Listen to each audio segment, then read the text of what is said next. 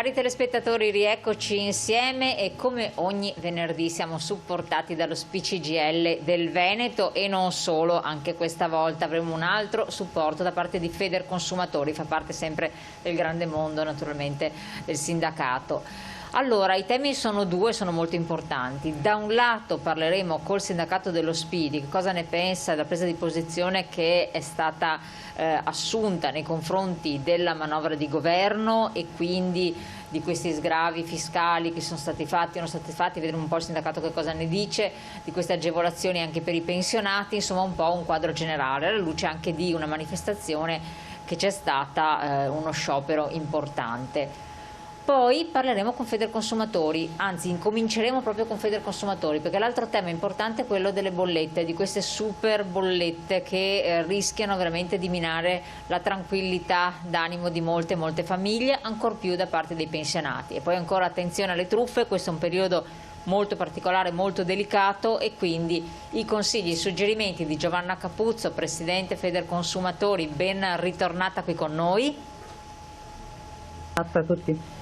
Benissimo, e ben arrivato qui con noi invece in studio, da qua da Piazza Garibaldi, da cui facciamo la diretta ogni giorno ormai in pieno centro a Padova, Fulvio Dalzio della segreteria regionale dello SPCGL del Veneto. Ben arrivato.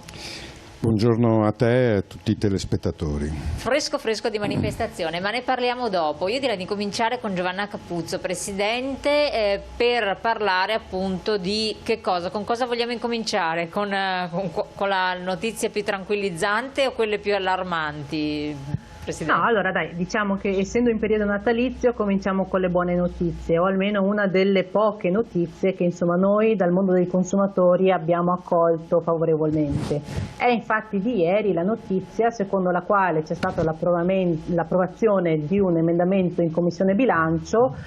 a seguito della quale appunto pare che ci potrà essere un ulteriore slittamento per quanto riguarda il superamento del mercato tutelato dell'energia. È chiaro che ovviamente siamo in una partita decisamente aperta, sappiamo benissimo che inizialmente si era previsto il superamento del mercato tutelato dell'energia elettrica e del gas già nel 2017 e successivamente ovviamente ci sono state molte proroghe che ci hanno portato fino ad oggi inizialmente ad un'abolizione definita il 1° gennaio, definita insomma a partire dal 1° gennaio 2023, che poi in questi giorni appunto è stata posticipata a gennaio 2024, con l'introduzione però di un regime transitorio che al momento chiaramente deve essere ancora definito in tutti i suoi dettagli. Cosa vuol dire questo regime transitorio e che cosa comporta per i cittadini, per i consumatori e gli utenti? Allora, di fatto pare che appunto questa introduzione dia la possibilità comunque di un ulteriore anno per gli utenti indecisi per ovviamente scegliere quello che sarà il proprio fornitore del futuro nel mercato libero. È chiaro che molto probabilmente insomma, la scelta è stata in qualche modo obbligata, insomma, al momento a distanza insomma, di un anno, di quello che insomma, doveva essere un anno, non ci sono state ancora delle linee effettivamente chiare per quanto riguardava effettivamente le persone, gli utenti che a fine del 2022 non avessero appunto scelto quale fornitore utilizzare per appunto la luce ed il gas. Quindi in questa diciamo, situazione ancora incerta è chiaro che si è reso necessario prendere ulteriore tempo in modo tale che con quanta più consapevolezza l'utente riesca ad effettuare delle scelte proprio di consumo e di scelta, scusate la ripetizione ma di questo si tratta, del proprio fornitore di luce e di gas. Perfetto, quindi questo è un punto importante ed è una notizia buona. Poi però andiamo nel merito delle questioni, il caro bollette, abbiamo anche dei supporti di slide. Che cosa anche qui in finanziaria sono stati presi dei provvedimenti, vi soddisfano, che cosa in sostanza sta accadendo? Allora, ci troviamo di fronte alla terza manovra che mette mano su questi aumenti insomma, spropositati e che pesano in maniera consistente e in maniera molto gravosa insomma, sui portafogli delle famiglie. Già in estate c'era stato un primo intervento governativo che aveva in qualche modo calmierato l'aumento dei prezzi delle materie prime. Successivamente a settembre si è parlato di un ulteriore intervento di circa insomma, 3 miliardi ed ora ci troviamo con il terzo intervento di ulteriori 3,8 miliardi. miliardi. 3,8 miliardi investiti per di fatto la finalità, per far sì insomma, che l'utente finale, per lo più insomma, parliamo dell'utente domestico ma anche chiaramente delle imprese, subiscano in maniera diciamo un po' più ridotta le conseguenze di questi aumenti spropositati che abbiamo visto per quanto riguarda il costo dell'energia elettrica e del gas. In questo caso ulteriormente si va ad intervenire sugli oneri di sistema, sulla tassazione IVA e in qualche modo sulla possibilità di diminuire e anzi in questo modo anche diciamo, abbattere soprattutto le conseguenze negative per le fasce soprattutto più deboli e più vulnerabili, quelle che di fatto sono i percettori dei bonus previsti dalle normative. Allora, vediamo queste slide che illustrano un po' nel dettaglio. Parliamo di luce, parliamo anche di gas e poi capacità di leggere e interpretare bene la bolletta, cosa che non è da tutti. A volte ci vuole veramente una consapevolezza e anche tra l'altro mettersi bene gli occhiali perché ci sono delle voci che non sono così chiare.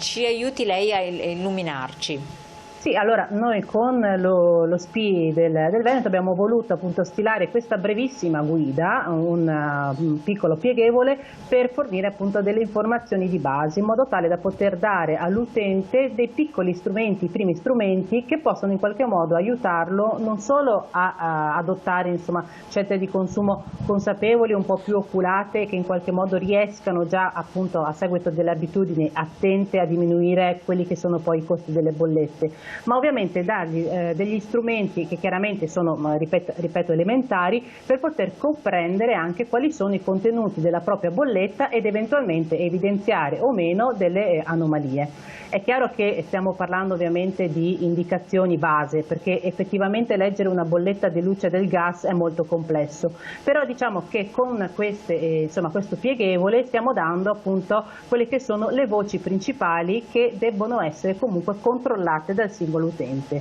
e sono quelle che nell'analisi che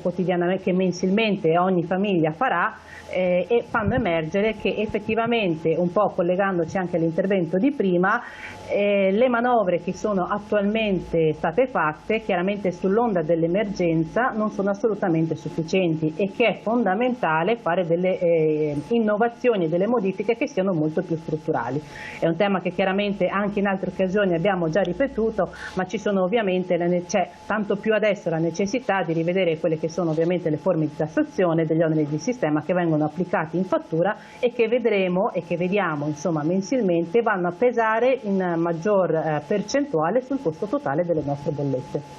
Ecco, infatti ha fatto benissimo un attimo solo che adesso non la sentiamo, ha fatto benissimo a ribadire il concetto relativo a una brochure, a un libricino, perché sostanzialmente è in virtù di questo libricino che le persone possono essere veramente, anche le persone anziane ma non soltanto, le famiglie, aiutate e supportate a capire, a interpretare bene. Eccola qua, cara bolletta, questa appunto è la parte, la copertina, edita anche in collaborazione naturalmente con lo SPI CGIL, con Federconsumatori.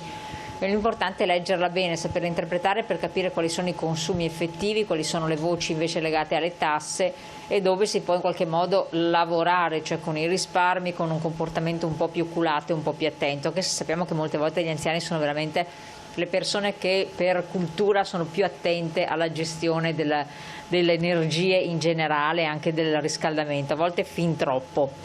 L'altra cosa, vediamo se abbiamo ancora il collegamento, non ci casco, perché voi avete un capitolo dedicato in modo particolare alle truffe, vero Presidente? Eh sì, noi stiamo continuando appunto queste iniziative ovviamente molto importanti per fornire delle, diciamo sempre, indicazioni per evitare, chiaramente per prevenire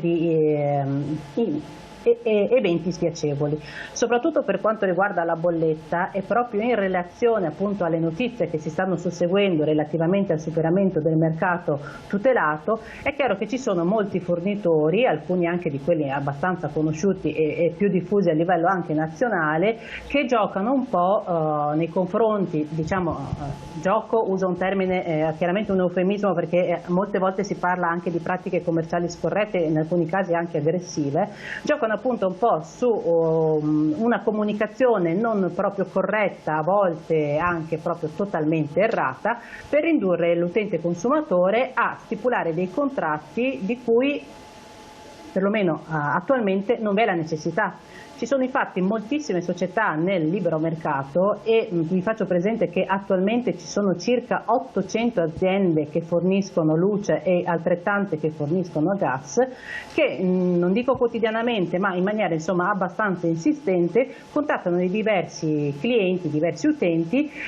indicando loro la necessità e l'esigenza di dover per forza fare una scelta ed entrare nel mercato libero, ovviamente comunicando loro che il superamento, quindi l'eliminazione di quelli che sono ovviamente i servizi forniti dalle società che fanno servizio in mercato tutelato, quindi regolamentato dall'ARERA, è prossimo. Qualcuno ovviamente parlava già del gennaio del 2022, qualcun altro addirittura dice che il mercato tutelato non esiste già più e quindi è chiaro che noi abbiamo dato delle brevi indicazioni innanzitutto per evitare che queste persone cadano nell'inganno e che quindi ovviamente vadano a credere che il mercato tutelato sia già stato eliminato, ma poi soprattutto indicazioni relativamente al divieto, in questo caso parlo proprio di divieto, di far vedere a chiunque entri in casa nostra i dati della propria fattura. Questo è importantissimo, questo è importantissimo. Esatto, perché a prescindere dalla bontà o comunque dalla finalità che a volte può essere anche possiamo pensarla anche così, positiva, però comunque nessuna azienda fornitrice è autorizzata a vedere le nostre bollette per fare delle verifiche di qualsiasi tipo. I consumi, infatti, le anomalie vengono comunque verificate da altri uffici, non certo da incaricati preposti alle visite porta a porta, perché ricordiamo bene che nel momento stesso in cui qualsiasi agente, qualsiasi operatore, fornitore riesce a venire in possesso dei nostri dati, che non sono solamente quelli relativi ai dati anagrafici, ai dati in cui noi residiamo, ma soprattutto i dati che ricollegano la fornitura al nostro contatore, in quel caso purtroppo noi potremmo essere vittime di un cambiamento di fornitore purtroppo inconsapevole. Chiaro. Allora, siamo arrivati al momento della pubblicità, ringraziamo naturalmente la Presidente. Resti con noi perché dopo abbiamo una terza parte dove possiamo aggiungere degli aspetti e delle altre note importanti. Intanto diamo pochi secondi in pubblicità, poi dopo la pubblicità parliamo con Fulvio Dal Zio, parliamo della manifestazione che c'è stata e delle richieste, delle istanze e delle aspettative da parte del sindacato dei pensionati dello SPI. A tra poco.